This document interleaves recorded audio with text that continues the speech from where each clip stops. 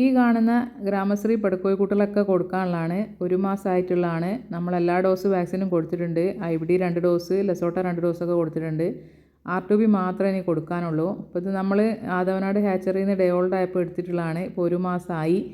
ഇത് ഒക്കെ പടക്കുട്ടികൾ തന്നെയാണ്. നമ്മൾ പടക്കോഴിക്കുട്ടികളിൽ നിന്ന് പ്രത്യേകം പറഞ്ഞ് വാങ്ങിച്ച ബാച്ചാണ്. ഇതിലാകെ 5 പൂവൻകുട്ടികളേ ഉള്ളൂ. അതിൽ 2 പൂവൻകുട്ടികൾ ഒരാൾ പറഞ്ഞു വെച്ചിട്ടുണ്ട്. ഇനി ഇതിലാകെ 3 പൂവൻകുട്ടികളേ ഉള്ളൂ കേട്ടോ. ബാക്കിയൊക്കെ പടക്കുട്ടികളാണ്. നമുക്ക് നാടൻ കോഴികളെ പോലെ തന്നെ വീട്ടുമുറ്റത്ത് അഴിച്ചു വിട്ട് വളർത്താൻ പറ്റാൻ ഏറ്റവും അനുയോജ്യമായ ഒരു കോഴികളാട്ടോ അത്. ഇവർ വളർച്ച വേഗത്തിൽ തന്നെയായിരിക്കും. നാടൻ കോഴിനെക്കാട്ടിലും വേഗത്തിൽ വളരുകയും ചെയ്യും. വർഷത്തിൽ 200 മുതൽ 240 വരെ മുട്ടകൾ തരുകയും ചെയ്യും കേട്ടോ. പിന്നെ നമുക്ക് ചിലവ് കുറച്ച് വരെ വളർത്തിയെടുക്കാൻ പറ്റും. എല്ലാ നാടൻ തീറ്റയും ഇവർക്ക് കൊടുക്കാൻ പറ്റും കേട്ടോ. കറക്റ്റ് 4.5 മാസം ആകുമ്പോഴത്തേനും ഇവർ മുട്ടയിട്ട് തുടങ്ങുകയും ചെയ്യും. അപ്പോൾ നമുക്ക് മുട്ടക്കും ഇറച്ചിക്കും അനുയോജ്യമായി വളർത്താൻ പറ്റിയ ഏറ്റവും നല്ലൊരു കോഴികളാണ് ഈ ഗ്രാമശ്രീ കോഴികൾ. അപ്പോൾ ഈ കോഴികളിന് ആവശ്യമുള്ളവർ നമ്മൾ നമ്പറിൽ വാട്സപ്പ് ചെയ്യുക. നമ്പർ താഴെ പിൻ ചെയ്ത് വെച്ചിട്ടുണ്ട്. ഓൾ കേരള ഡെലിവറി ഉണ്ട്. പിന്നെ നമ്മൾ 5 കിലോമീറ്ററിൻ്റെ ഉള്ളിൽ ഫ്രീ ഡെലിവറിയാണ്. പിന്നെ 1-2 പീസൊന്നും ആരും പറയരുത് കേട്ടോ. മിനിമം ഒരു 8 പീസെങ്കിലും ആവശ്യമുള്ളവർ പറയാം കേട്ടോ.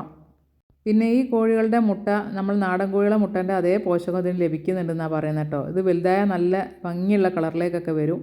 നല്ല ബ്രൗണ് പുള്ളി ഒക്കെ കളറിലേക്ക് വരും. ഇപ്പം തന്നെ ഓരോരോ പുള്ളി കയറി വരുന്നുണ്ട്.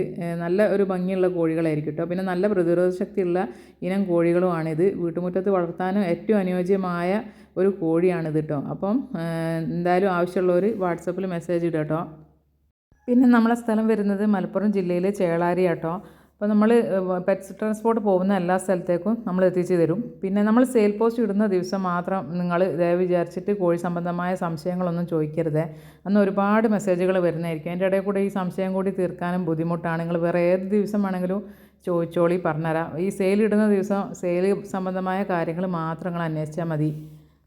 അപ്പോൾ കോഴികൾ ആവശ്യമുള്ളവർ നമ്പറിലേക്ക് വിളിക്കരുത്, വാട്സപ്പ് ചെയ്യാം കേട്ടോ.